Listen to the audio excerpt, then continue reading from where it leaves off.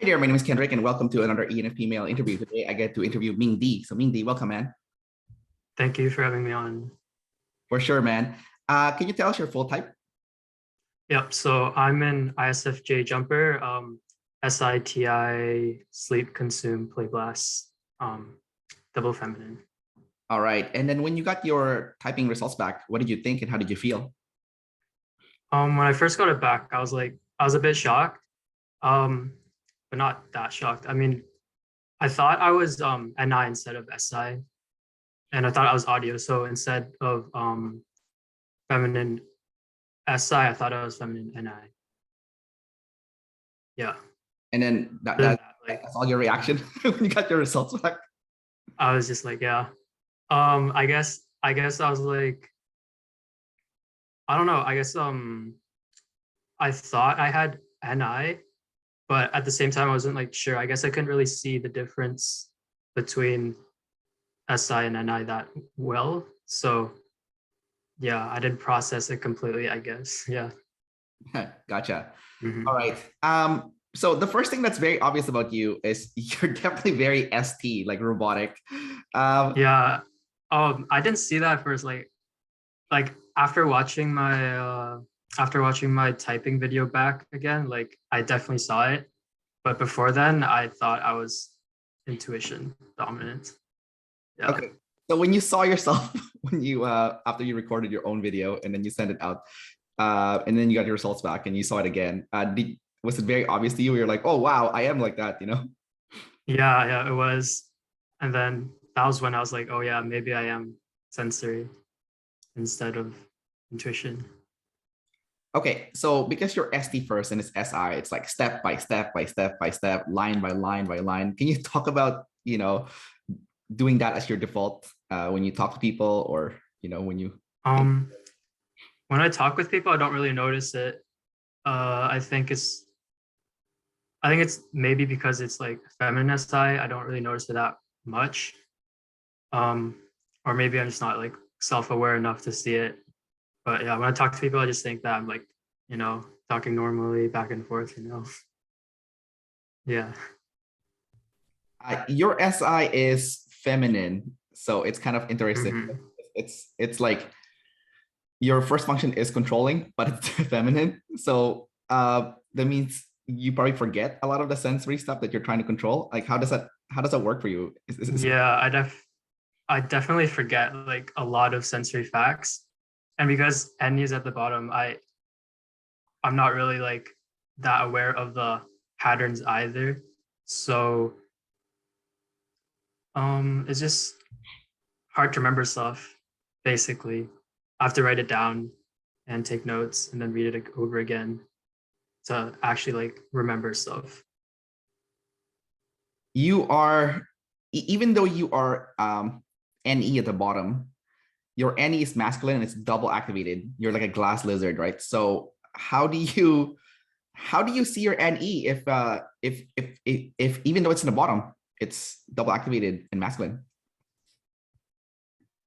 Yeah. Um, I feel like I definitely use any a lot, especially when I'm like consuming because most of my day I'm like just trying to take in a lot of information and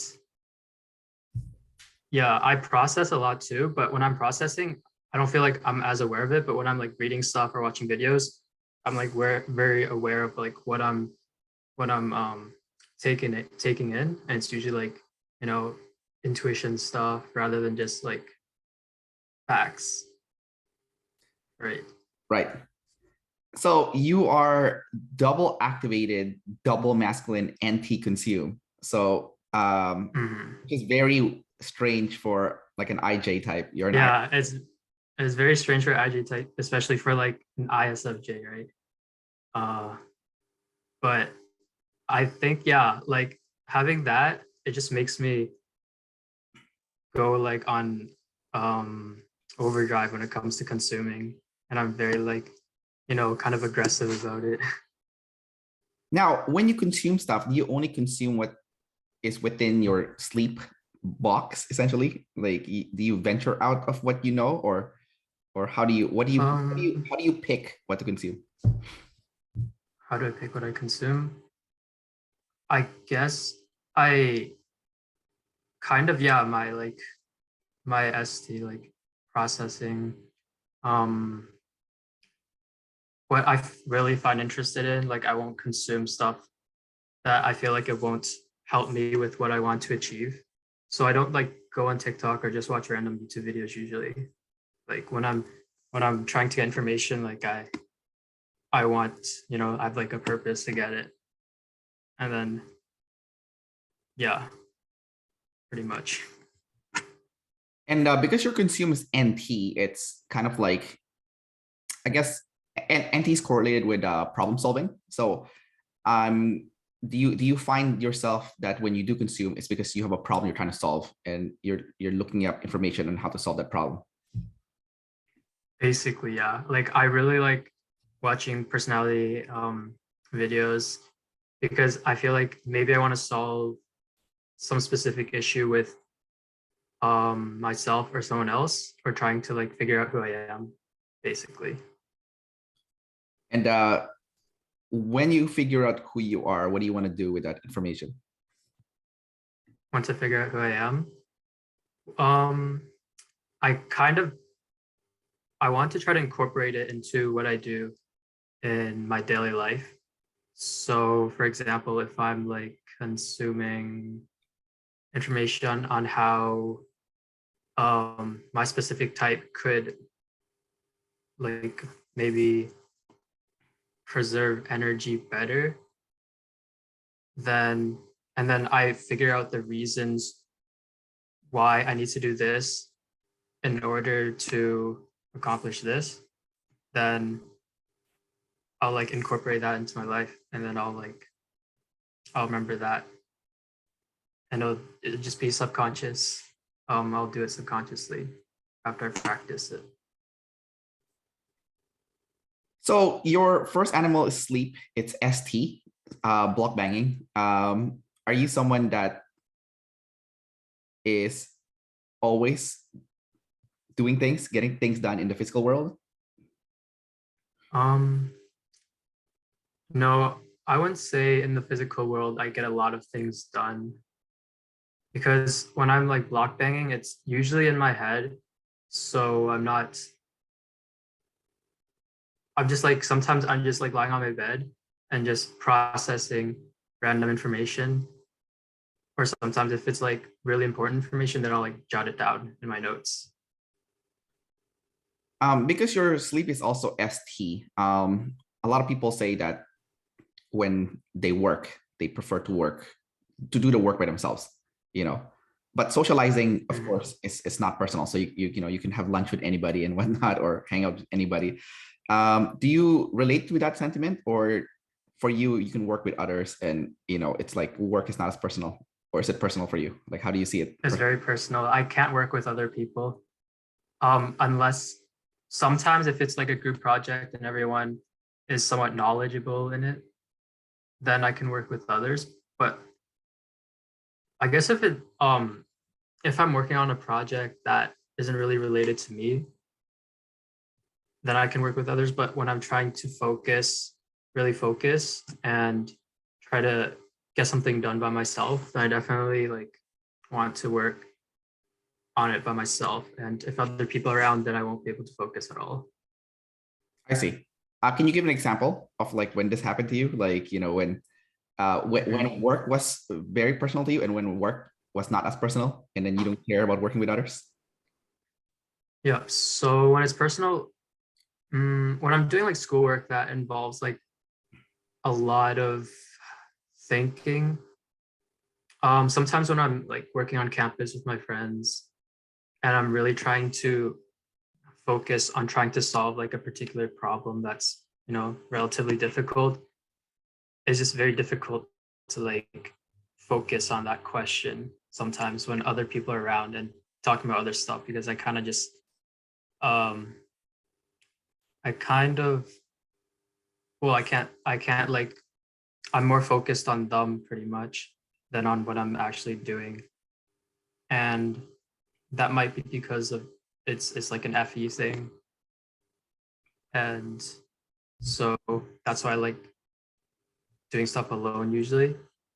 But when I do like working with others, it's when like they offer something as well, and they can like tell me important insights. So I guess I like learning with others basically when I'm play energizing with them, and it's like a pinging back and forth.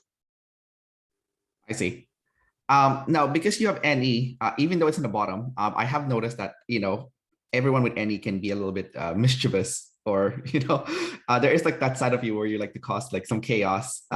When does Oh it yeah, definitely. when does it come out for you? Because, usually you're controlled, but then, everyone has both, right? Everyone has control and chaos. Yeah, But yeah. when do you start causing chaos?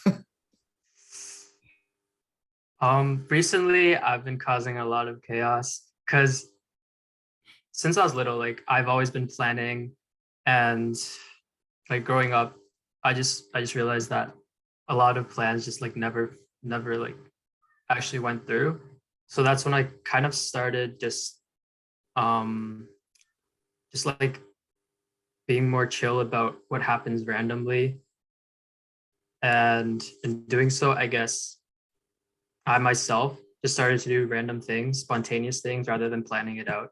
And like now I actually like I feel like I like just doing things more spontaneous without planning it. So I might just, you know, one moment I'm like working, and then another moment I'm like, oh, I want to go to the movie theater, and I'll go to the movie theater. So that's kind of like a joke that Dave said about people with NE in general. Is like Yeah. they'll make a plan with their NE, but then if something better comes up in a moment, they'll throw it away. Uh, Yeah, yeah. Unless I have something specifically planned for that moment. But because like I don't plan too much anymore, I just like kind of let it happen.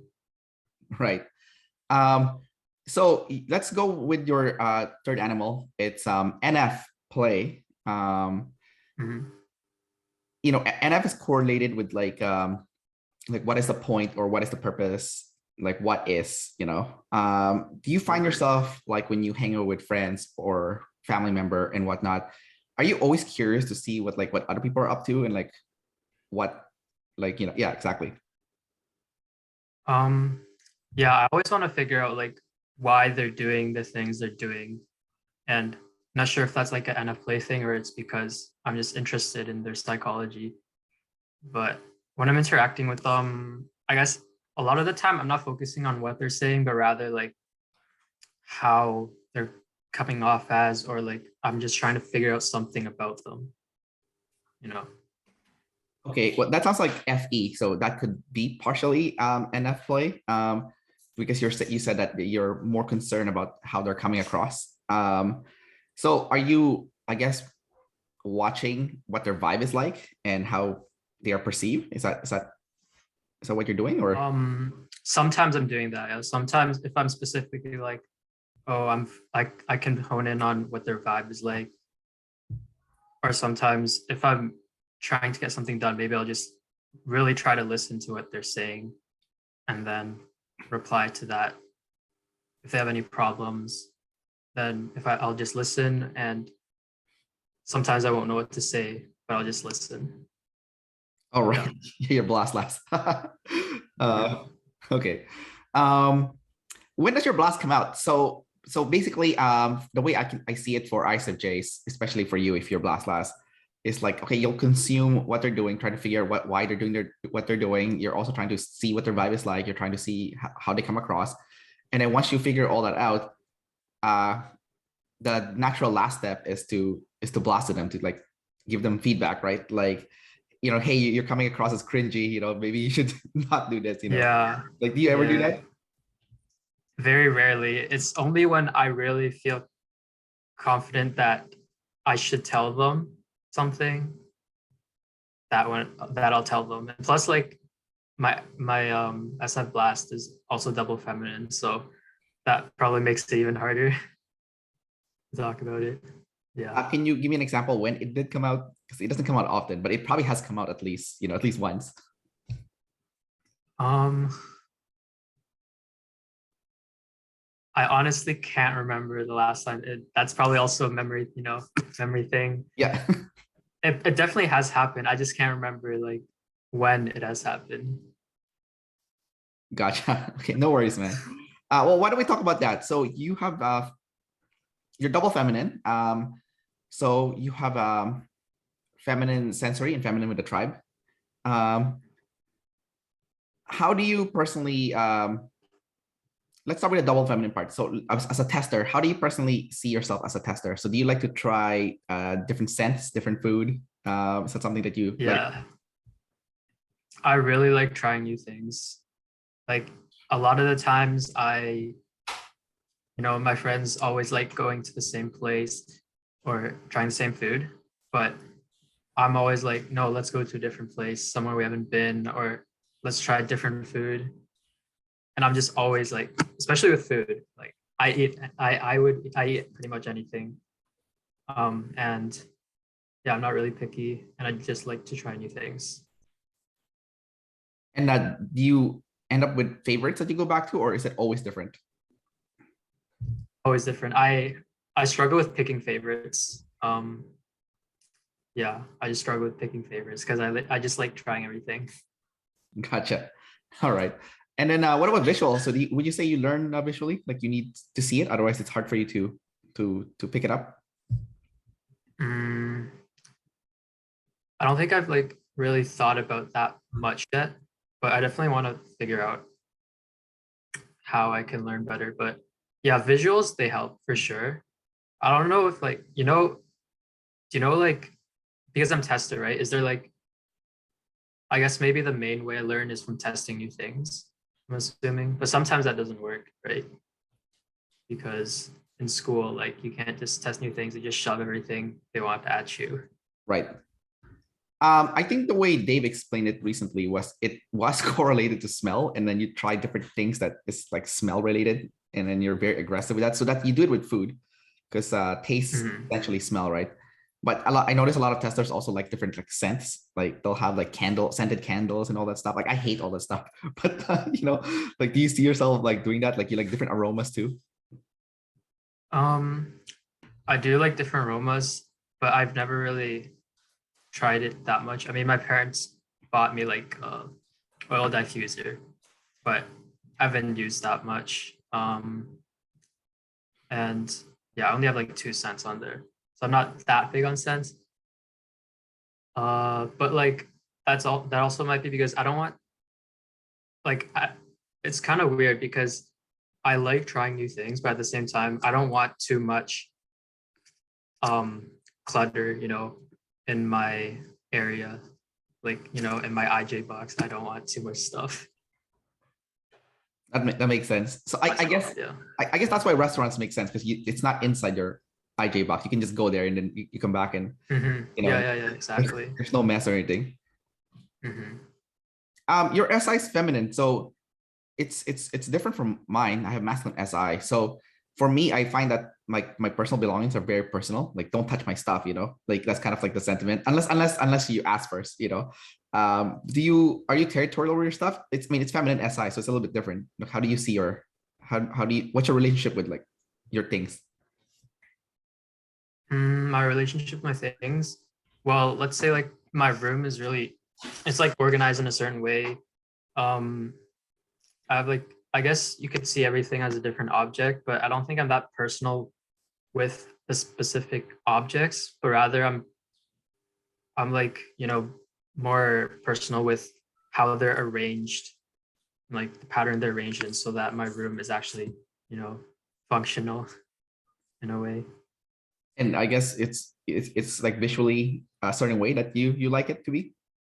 Yeah, visually and also how everything works. So like the outlets and stuff, and I guess where everything is placed, it like works in a certain way to maximize efficiency, basically.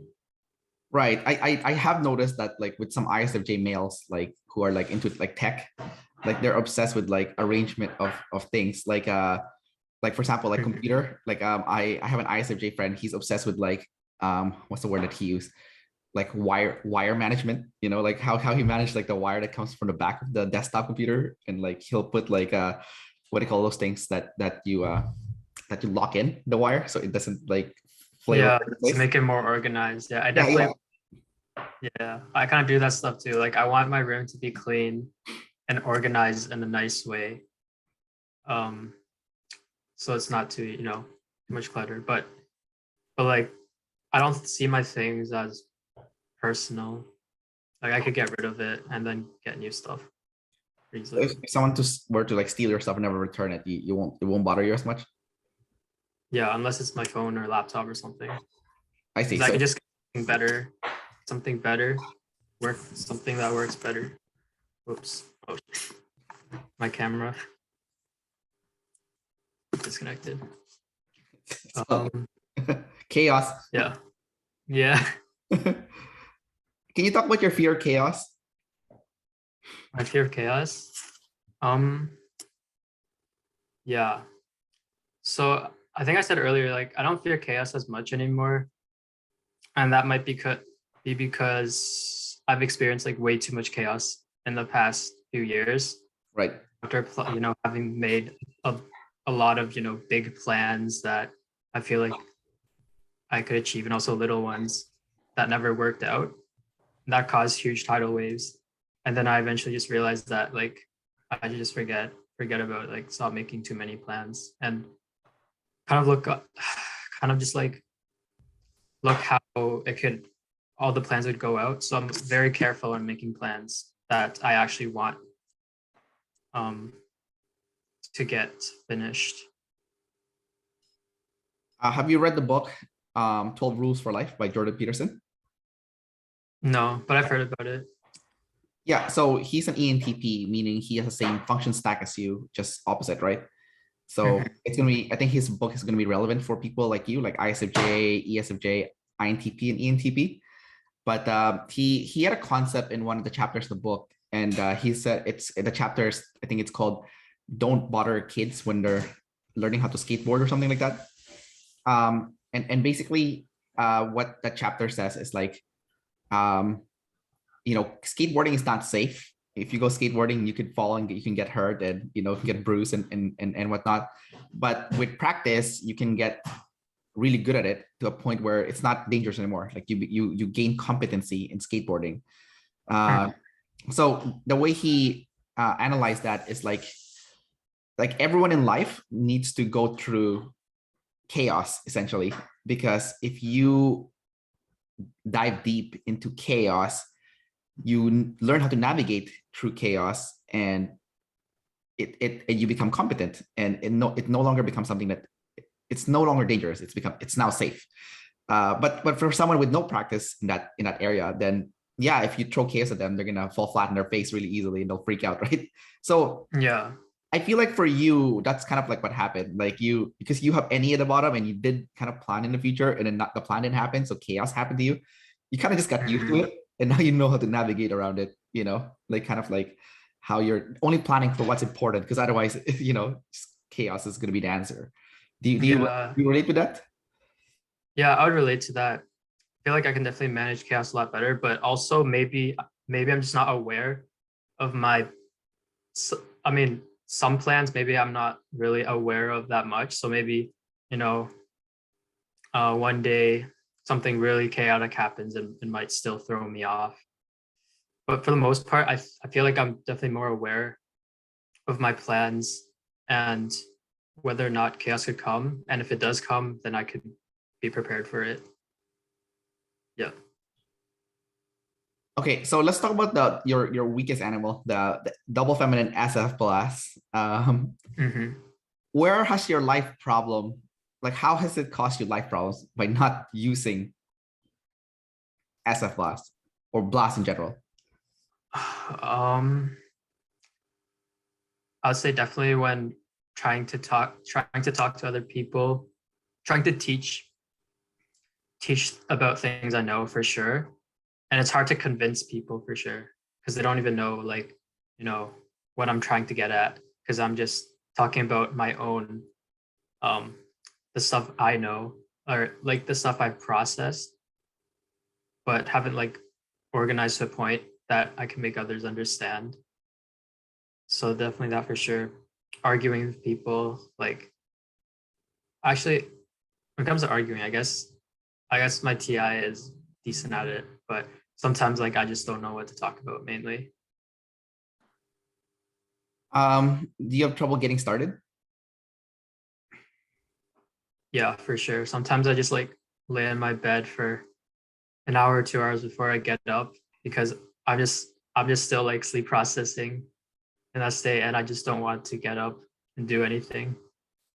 What exactly are you sleep processing? Is there like how can there be so much to sleep process? I don't know, maybe I'm just looping around. Sometimes I'm not like conscious of what I'm sleep processing, but it's like I guess I guess just it's just there in my head. Um Something's happening, but maybe I'm just thinking about stuff from what happened yesterday or some like something I learned, but it happens kind of unconsciously for the most part. Can you give an example of something that you sleep process just like very recently? Give me something simple. Something simple. Mm, Let me try to find an example. I guess I was very like since I got my type back, I was processing a lot about why I'm actually SI and not NI. I was trying to process that somehow, but I ended up like not getting anywhere. Like after I got my type back, I was like kind of shocked, and then I just like lay on my bed trying to process it, and I'm not even sure like what was going on in my head, but I guess it's just my brain was just doing stuff, and I was waiting for something to happen, so I knew, trying to get an answer by processing, but usually like processing doesn't work, and I need to like use my other animals. When you're sleep processing, are you trying to look for a conclusion based on something that happened in the past? Yeah, yeah, but a lot of the times I'm trying to process it to find a conclusion, and like is like not what sleep is supposed to do. Hey, you're the lead sleep here. I'm sleep last. So I feel like I'm still very like unknowledgeable about all this stuff. I'm still trying to figure everything out. um, But yeah, oh yeah, I've just noticed that like yeah, sleep a lot of the times like sleep energy or when you're like sleeping, um yeah, it's hard to find conclusions sometimes, but writing your thoughts down it really helps. That's what I've realized. from my knowledge of like interviewing people and stuff, people with SI, like it's like when you're sleep processing, what I found is like it depends if you're like an observer or decider. So for deciders, Mhm. they will avoid like people or help from people, while observers will not. So I'll give you a concrete example. Like I did an interview with people with like my function stack, and it might be a little bit different for you, but like even though I have Demon FI, I have I feel comfortable, or not maybe not comfortable, but like I feel okay with processing my own feelings, and my feelings are not scary for me. Like I do want to go there and deep dive in it, right? But I noticed that the ISTJ and the ESTJ, especially the ESTJ, the ESTJ are scared of people, so they look for like an object or a thing to solve like their emotional uh, problem. The ICJ will also use a thing at first to solve their emotional problem. Like for example, this one girl that was part of the panel interview I did, she drank she would get coffee and like some pastry to eat to make herself feel better. But if that doesn't work, then she has no problem with like seeing a counselor, and talk to them about like all like negative emotions that she's feeling. So that's like the difference between like the ISTJ and the ESTJ. Was like the ISTJ was like, okay, I'll use the thing first. If it doesn't work, I'll go talk to people. But the ECJ is like, I'll use the thing. If it doesn't work, I don't know what to do. I'm screwed, right? So for the ENFPs, maybe it's like, okay, we'll solve our own emotions first. And then if it doesn't work, we'll try to use the thing next, So it's kind of like that, right? And an INFP, well, they just do everything themselves, right? So for you, it's like, you're an ISFJ, but you're like the thinker version, right? So do you find like when you need to solve a problem, like a deep truth that you need to find out, like you do you use like objects, I guess, to solve the problem, or do you go straight? I don't know how it works for you guys, so I'm kind of curious. When I'm trying to solve a problem. Yeah, because it's different. Like for us, it's FI. We're trying to solve like what's going on with the FI, right? Like we feel bad, right? So what's Yeah. what's that version for TIs for you guys? Like what, like, yeah. I think it's just a lot of like block banging and just step by step figuring it out using reasons rather than, values, basically. Okay, but if you get stumped, will you feel comfortable like getting help from people? Very rarely. Like a lot of times I just want to figure stuff out by myself. And I won't go to other people until I'm like almost 100% sure that I can't solve it by myself.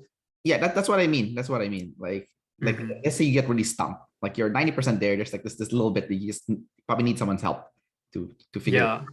If I trust like that person, maybe I'll ask them for sure. Okay, but will you feel uncomfortable asking them or no? No, not at all. Yeah, that's what I'm trying to get at. Is like, Oh yeah. yeah, like the ESFJ will not, because they're scared. Oh yeah, definitely. Yeah. For you, it's like if people are not scared, I don't really care. Yeah. Yeah, exactly. Yeah, that's what I'm trying to get at. So there you go. Okay, great. That's awesome. Can you talk about being a double decider then, like being balanced with self and tribe, and like people are not scary, Um. Yeah, I don't know what to say about that. Like double deciding. Yeah, I guess. Well, I'm more like self for sure, but when I'm talking with others, like I can like balance their needs with mine, and I don't think it's like a big deal if I need to do something like reject other people, and I don't think it's a big deal if like they reject something I say either. Yeah. I see. So it's fine. Like when it comes to people, it's not a big deal. Like it is what it is. Yeah, it's not a big deal. It's the observation Yeah. that deals. Yeah. Yeah. I have to figure out everything. Figure out everything else that's not self or tribe. Can you talk about being energy dominant, like being obsessed with preserving your energy?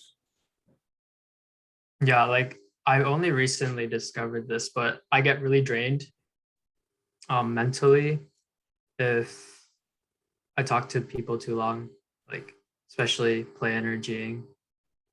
If I hang around people for too long, then I'll just get completely drained and go back into my sleep mode pretty much for a good few days before I can go again. Okay, so this is, I don't know if this is right or not. So I'm just gonna throw it out and see if you relate to this. Okay.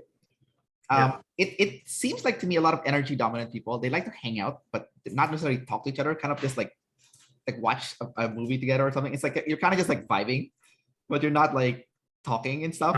You see yourself doing that? Like you just like yeah, maybe you'll hang out around with friends, but you're not really talking to them. But it's just like the presence and everyone's like together and stuff.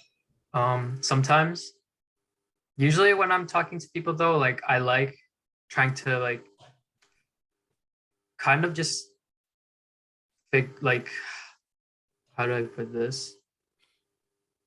Figure out what they're up to and maybe try to get something from them as well. Like try to get some info that they might have that might solve some of my problems. And then I don't usually like sit around with my friends and we just like sit there and vibe. Yeah. But we definitely go out and play sports together. Okay. Like and how does playing sports drain you, or is that different? Yeah, playing sports drains me too. I don't know why. Like it It drains me both physically and mentally, even though it should only drain me mentally, physically. Do you enjoy it though, even though it drains you? Yeah, yeah, I enjoy it. Good exercise and it's fun. Yeah. So you do like to engage with people. It's just that there's a time limit. There's a time limit for sure, and it's not very long. I see. So like you'll play like sports with your friends and then you'll go home and you're done for the day for like people, you know. Yeah, I'm just gonna like hold myself in my room and just do my own stuff. I'm comfortable doing that. Okay, what if it's like lunchtime and you guys played sports and then at nighttime your friends call you up, say, hey, you want to go check out this new restaurant? Um, Sometimes I will like go with them if I feel like I still have energy, or if I'm like feeling spontaneous. But if I've already like kind of, as I plan something for me to do later that day, then I won't do I see. anything. Yeah. Okay, so there's a lot of factors then. So if A, you need to be recharged again, like maybe the afternoon you got recharged. B, whatever that new plan is must be so interesting that okay, you know what, I'm willing to throw away my plan and go with it. So yeah, I see. So it's like a multi-tier like filter. Yeah, yeah, Yeah, yeah, for sure. I see. Can you talk about being self above tribe? Self above tribe. Mm, I guess being self above tribe, it just makes me really like focus on what I have to do first. And if other people are asking me to do stuff, but I still have plans of my own, then I just won't go along with them mainly. Gotcha. It's as simple as that. All Mhm. right. So I'm curious. There's not a lot of ISFJs that's been typed. So there's a lot of ISFJs. It's just that they're not. They just haven't. Yeah, I've realized that. Yeah. Yeah, they just don't like. For some reason, they're not interested in personality, or maybe they just. I don't know. Like, what made you? What drew you into personality to begin with, and then eventually to OPS? Like, how did you get like sucked into this world? Mm, I still don't know. It's probably because I was just trying out a lot of new things. Uh, tester, but I was just trying a lot of different things. I would really want to figure out what I really like doing. And, you know, I'm, I was doing computer science at the time at university. I was like, this isn't it. So I was just exploring other things and then I stumbled around personality and just figuring out like who you are. And well, I started with MBTI and it's like, oh, it's kind of cool how they're categorizing people based on like certain types. And I just got into that and I'm like, and then as I got deeper and deeper, I'm like, oh, like I can actually figure out or start figuring out who I am, using this system and exploring other things as well related to psychology. I see. It looks like it's maybe you're double activated anti-consume. Like you're just like Mm-hmm. aggressive at like gathering information, and then the solution was for the self, right? The SITI, like your Yeah, identity. yeah. All right. I feel like it seems like if you weren't like a self above tribe ISFJ, it would be harder to find this, you know. Uh, Mm-hmm. so it's kind of like the opposite world that you live in because you're very like TI, compared to like Yeah, yeah. traditional like ISFJ was very like SF or like NF heavy, like yeah, SF heavy, right? So, um, but can you talk about your TI a bit? Like how how do you see your identity with TI? My identity with TI. Mm, I would say that, well, it wasn't until recently that I really like found, solid like values that were like, based off on reasons um that built like make up my TI. I'm not really sure Because at first, before I thought I was like feminine TI because I wasn't really sure what my TI was, and um, I wasn't like solid with my TI. And even now, I'm always questioning whether or not my TI values are like concrete and non-movable because I feel like they're still moving a lot. They're always changing still. Probably because you're still young, so you're still trying to figure it out. Yeah, yeah. Do you have any clues of like some of the TI like identity that you've kind of solidly accepted about yourself? Yeah. I know I really like studying psychology because it really gets you really understand other people and yourself as well. And you can also make it into careers, which is like just like multiple benefits. And I just find it really interesting too. So that's Yeah. one thing. Well, you're NE, so you like to use the word interesting. So like, Yeah. yeah. Okay, so let's go with the computer science thing. So I want to use a concrete example here. So earlier you said that you went to computer science at first, and then later you're like, ah, it's not for me. And then so what? Yeah. So your TI made that the decision that it's not for you. What made you decide that it's not for you? Like what about it that like you're like, ah, no. Um, I think it's because it's very theoretical. Like during my first year of college, like in high school, I kind of enjoyed programming because it was relatively easy. Is easier, and I was actually making programs that were kind of cool. But when I went to university, like they just threw us a lot of like theoretical things and math, and it's like much more difficult. And I was like really struggling to learn it, and I wasn't really enjoying it either because I was just thinking if I'm gonna be doing this like in the future, then like I didn't have a lot of motivation to actually study hard. So I switched my program later. And what did you switch to? Um, I switched to stats at first because it's kind of related to comp sci, and like a lot of the courses that they're offering were similar. Because yeah, so I didn't have to take too many extra courses, so I switched to stats, and I was also like, maybe stats will be more interesting. But at that time, I wasn't really sure what I was interested in either. I was still testing out new stuff, and I realized that no, stats wasn't for me either. So I switched to well, I kept the stats major, but I'm also doing psychology as well now. So psychology minor then. Mm-hmm. Yeah, I see. I see. Okay. That's interesting from like a TI perspective, how you kind of figure out like what's right for you. You know, it's kind of Yeah, I slowly figured it out. It took a long time.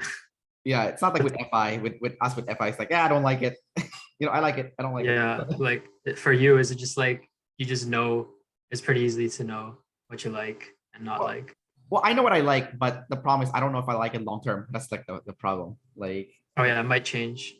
yeah, like I like it right now, but like that's why like if I'm like gonna get into anything, I always ask myself, okay, do you think you'll still like this 10 years from now or 20 years from now? And if the answer is no, then you should not get into it. Like don't open this door, you know? So that's kind of like Yeah. my filter now, you know. And then usually if I mess up with something, it's because I didn't ask myself that question first, you know, like before I started a business, I'm a personal trainer, right? So I started my own personal training business where I go to people's house and I train them and stuff. But like I didn't think it through. I didn't use my sleep processing and then ask myself, okay, 10 years from now, are you still gonna want to do this? 20 years from now, are you still gonna want to run this business or train people?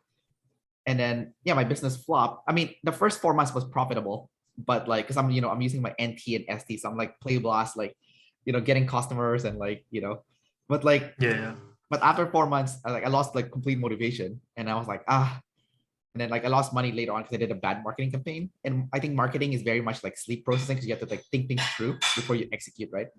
Um, so I was good in sales because it's like play blast. I can just like convince people to buy stuff. Mm-hmm. But like from a marketing side, I didn't think it through because in marketing you have to like figure out, okay, this happened, then this will happen, this will happen. So it's like there's like a lot of different like pathways, right?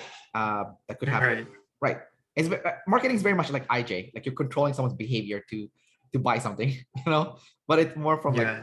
you need to think it through first. But anyways, like yeah, I didn't think it through first. I'm like, okay, so like after my business flop and like I was back in debt, I was like, so stressed, so sad.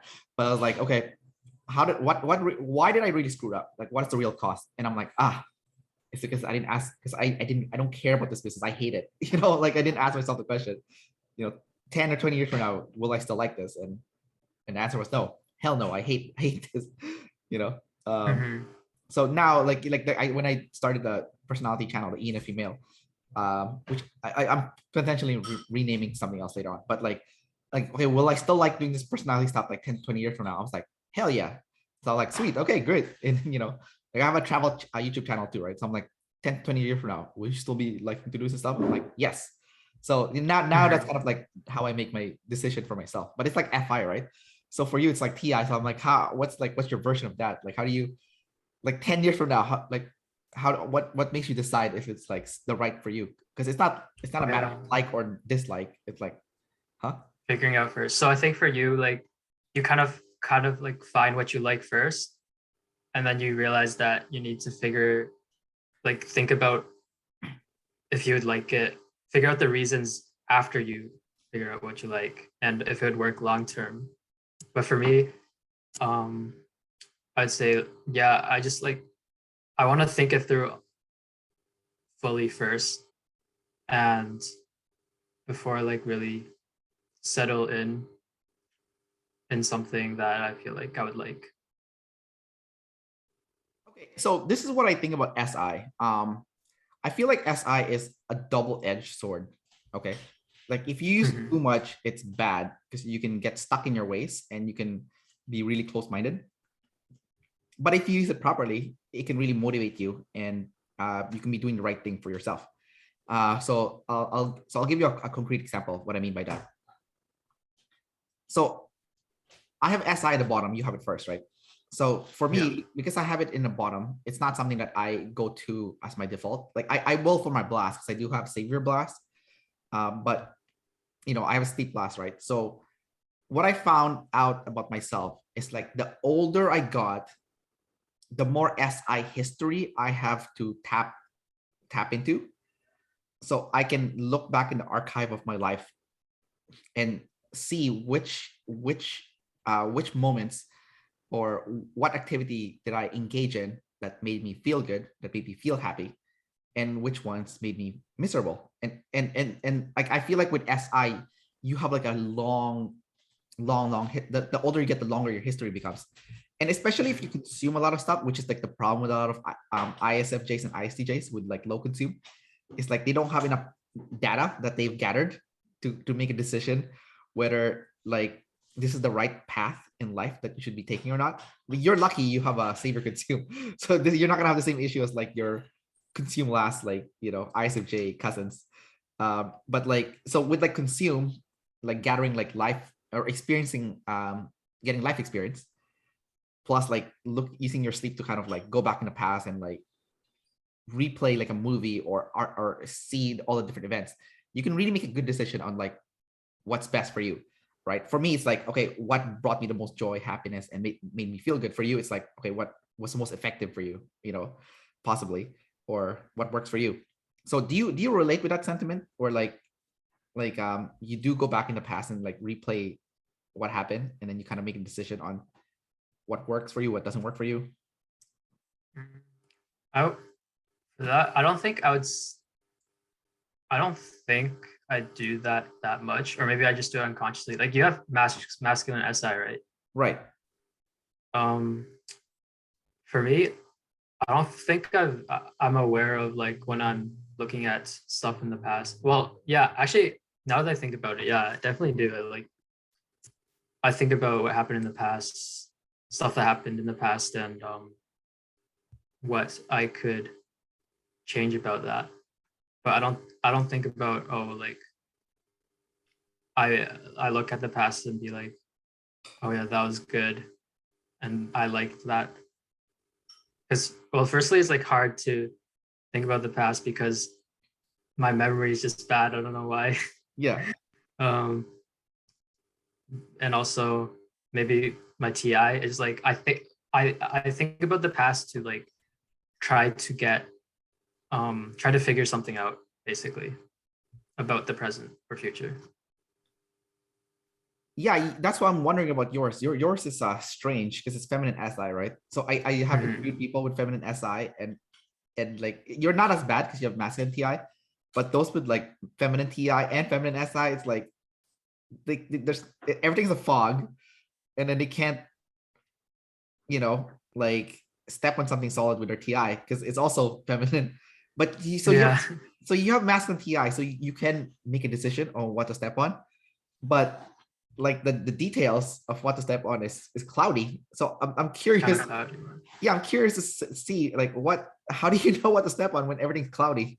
You know what to step on with the TI, but the what is the like what are you stepping on? How do you figure it out? That's why I started to journal a lot and just write down my thoughts so I can like look back if I ever need to and like think about that more if it's like relevant. So yeah, like what happened in the past, a lot of the stuff I don't remember. And I don't know if I like unconsciously learn from those experiences, but yeah, and I just don't remember a lot of the things that happened in it. So I haven't really processed that stuff consciously. Um, but recently, like, yeah, now that I'm writing stuff down, even if I don't remember it, I can look back and pretty much force myself to remember it. That's an awesome solution, man. Like I think that is like the perfect solution for feminine SI, is just to write it down. Yeah. And then reread it. And then now it's solid, right? Because you wrote it. So yeah, exactly. Sweet. That's a good one. I like that one. All right, man. So we're gonna wrap up the interview pretty soon. Do you have any last minute questions before we wrap up the interview?